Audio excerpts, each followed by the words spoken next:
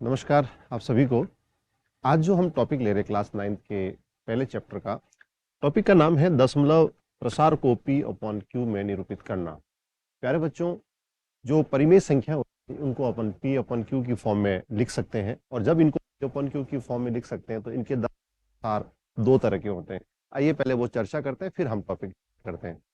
जैसे कि आपको एक परिमेय संख्या दी मैंने 1/2, तो जब आप इसको भाग देंगे तो ये 0.5 आएगा। ठीक इसी तरह से अगर आपको एक संख्या P अपॉन Q के फॉर्म की 1/7 दी जाए, तो जब आप इसका प्रसार लिखेंगे तो ये 0.142857 ये पूरा ग्रुप जो है ये बार बार रिपीट होगा।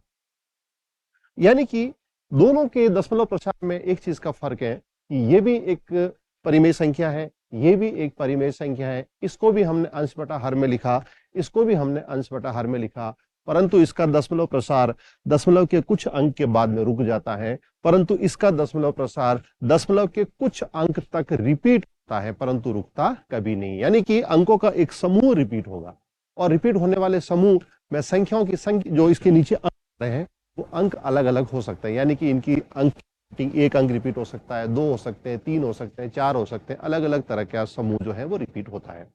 तो हम आज के टॉपिक में इस तरह का प्रश्न लेंगे कि जिसमें आपको दशमलव के बाद में संख्याओं का यानी अंकों का कुछ समूह रिपीट होता दिखेगा, और समूह को हम P बटा Q की फॉर्म में कन्वर्ट करेंगे। ठीक है, आइए इसके लिए हम एक प्रश्न लेके देखते हैं। मान लीजिए आपको प्रश्न दिया कि 0.23 बार को P बटा Q में निरूपित कीजिए। प्यारे बच्चों, आप गौर से देख रहे हैं तो आपको यह समझ में आ रहा है कि यहां पर दशमलव के बाद में दो अंकों का समूह है वो आवृत्ति है, यानी रिपीट हो रहा है। तो इसको हम P बटा Q के फॉर्म में कैसे लिखेंगे, इसकी एक पूरी प्रोसीडिंग है, पूरा तरीका है, एक फिक्स पैटर्न है, आप गौर से समझिएगा। सबसे पहले हम क्या करेंगे कि इस संख्या को, दशमलव संख्या को हम x मान लेंगे एक अज्ञात राशि के रूप में।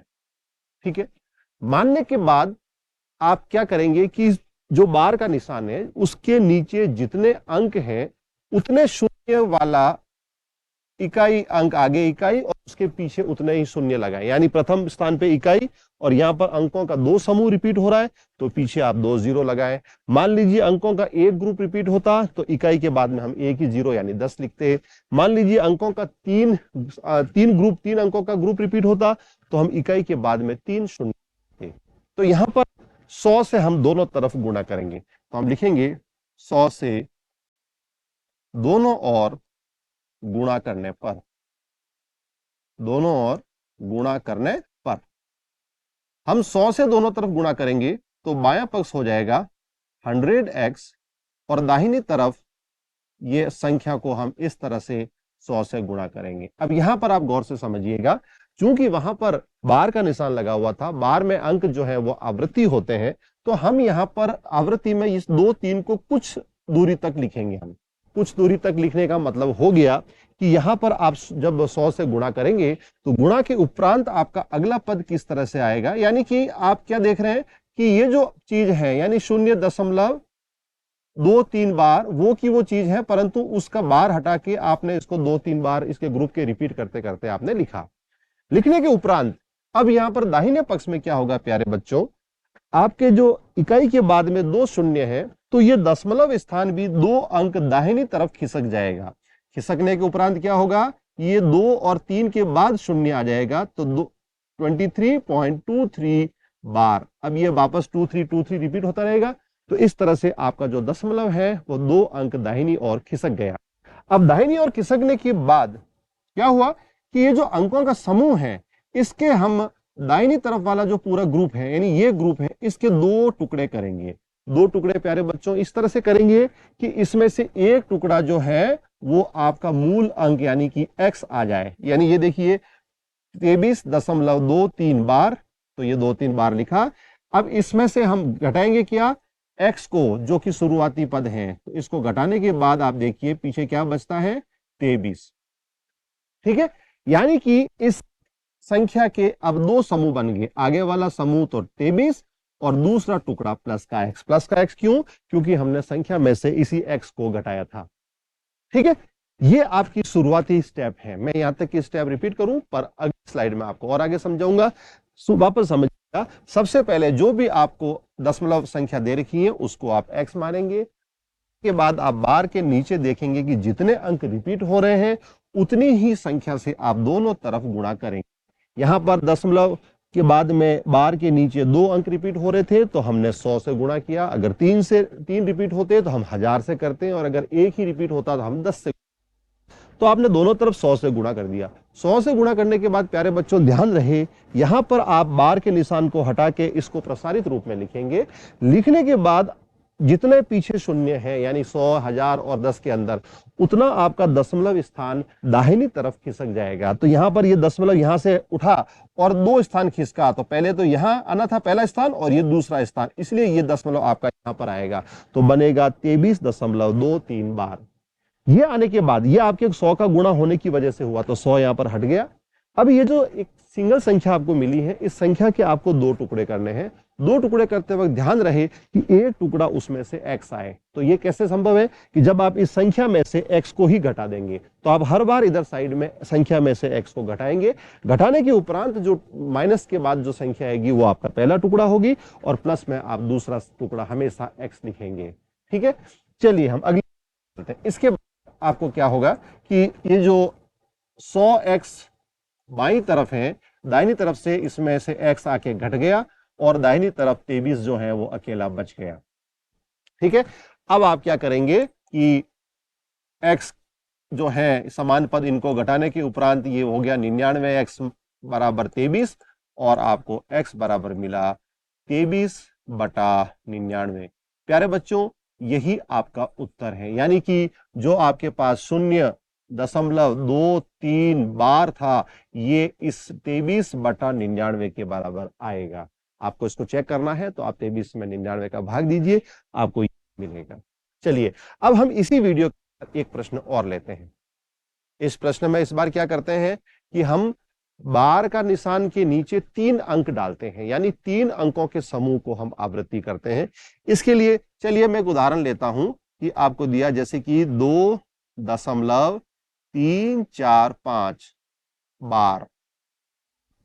क्या हुआ? यह परिमेय संख्या है परंतु इसका दशमलव प्रसार आवृत्ति है, यानी कि अनंत तक चल रहा है परंतु आवृत्ति है, अतः यह परिमेय संख्या हम P/Q की फॉर्म में लिख सकते हैं। तो हमें इसको P/Q की फॉर्म में बदलना है।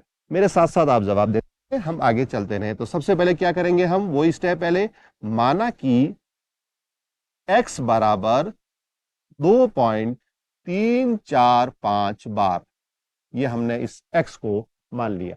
मानने के बाद आप देखिए पिछली स्लाइड में क्या बताया था कि बार के नीचे जितने अंक हैं उतना के बाद शून्य लगा के एक, चूंकि यहां बार के नीचे 3 अंक हैं, अतः आप 1000 से यहां दोनों तरफ गुणा करें। तो हम लिखेंगे 1000 से दोनों ओर गुणा करने पर, दोनों ओर गुणा करने पर, जब हम बच्चों दोनों तरफ 1000 से गुणा करेंगे तो बाईं तरफ हो जाएगा 1000x, और दाहिनी तरफ आपको पिछले स्लाइड में समझाया था कि जब आप गुणा करें तो ये बार का निशान हटाकर अंकों के समूह को कम से कम 2 बार आप लिखें और फिर डॉट डॉट करके उस अनंत तक जाने दें। और गुणा में हमने 1000 ऐसा कैसे लिख दिया। ठीक है, अब क्या होगा कि यहां पर चूंकि 3 शून्य है, इन 3 शून्यों की वजह से दशमलव 3 स्थान खिसकेगा। तो देखिए पहला स्थान इसका 3 और 4 के बीच में होता, दूसरा 4 और 5 के बीच में होता, और तीसरा स्थान इसका यहां पर आएगा। यानी कि ये दशमलव आपका खिसक के अगली स्टेप आपको इस तरह से देगा 2, 3, 4, 5, और अब यहां पर डॉट आएगा 3, 4, 5। प्यारे बच्चों, ये पूरा ग्रुप आपका बार बार रिपीट होता रहेगा, क्योंकि बाद में भी 3, 4, 5, 3, 4, 5, 3, 4, 5 आता रहेगा। तो यहां पर आपने वापस बार लगा दिया। 1000 कहां गया? 1000 इस दशमलव को 3 अंक खिसकाने में मर्ज हो गया। ठीक है, चलते हम अगली स्लाइड पे। अगली स्लाइड पे क्या होगा, यहां पर आप लिखेंगे 1000x बराबर 2345.345 बार।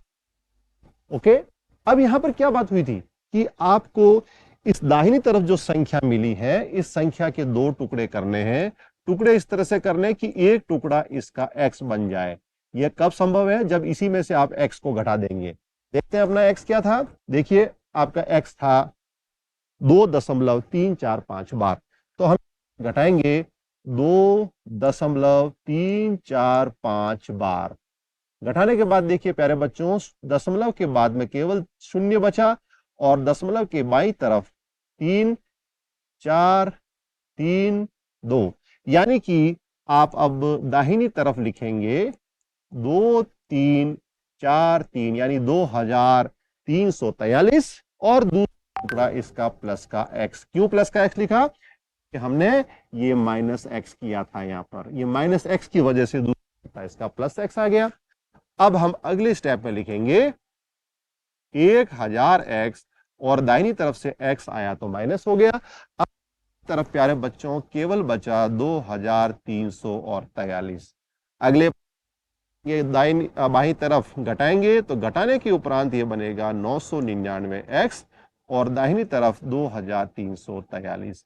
प्यारे बच्चों इस तरह से आपका उत्तर x आपके पास पहुंच ही गया है और वो उत्तर इस तरह से आया 2343 बटा 999। ये आपका उत्तर है। ठीक है, तो आप इस तरह से दशमलव प्रसार को जब p बटा q की फॉर्म में बदले तो दो चीजों का बड़ा ध्यान रखें। सबसे पहले तो आप बार के नीचे की जो अंक हैं वो कितने हैं उनकी गिनती दिमाग में रखें और उतनी ही बड़ी संख्या, यानी कि अगर 2 है तो 100 और 3 है तो 1000, उन संख्याओं से आप गुणा करें। गुणा करने के बाद बच्चों आप ध्यान रखेंगे कि यह गुणा करने के उपरांत दशमलव को उतने ही स्थान पे आप दाहिनी तरफ खिसकाएंगे जितने की आपके पीछे एक के बाद 0 आ रहे हैं। आने के बाद अगला काम आपका और इंपॉर्टेंट होगा कि इसके 2 टुकड़े आप कैसे करेंगे। जब 100, 1000 या 10 से गुणा होने के बाद का अंक या संख्या मिले तो उस संख्या में से आप एक x को घटा के इसके 2 टुकड़े करेंगे। और ये कैसे संभव है? आप हर बार इसमें से प्रश्न को यानी कि x को घटाएंगे। घटाने के बाद जो बची संख्या है वो आपका पहला हिस्सा और दूसरा हिस्सा हमेशा प्लस का x। अब क्या हुआ? समान पद यानी x को आप बाईं तरफ ले लेंगे और अंक को दाहिनी तरफ छोड़ देंगे। छोड़ने के उपरांत आप आगे हल करते जाएंगे क्रमशः और आपको उत्तर मिल जाएगा। उम्मीद करता हूं ये वीडियो आपको अच्छा लगा होगा। आप ऐसे ही कुछ प्रश्न अपने मन से स्वतः अभ्यास के लिए करें। जितना आप अभ्यास करेंगे उतना ही आप परफेक्ट होंगे, क्योंकि गणित विषय ही अभ्यास का है। धन्यवाद।